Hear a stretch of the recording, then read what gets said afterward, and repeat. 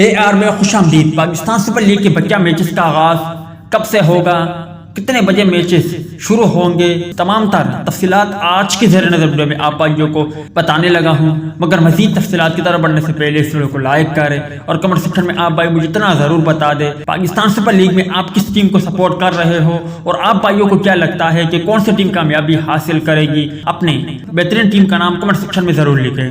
Pakistan super league کے بقیہ matches کا آغاز 9 جون سے ہونے جا رہا ہے۔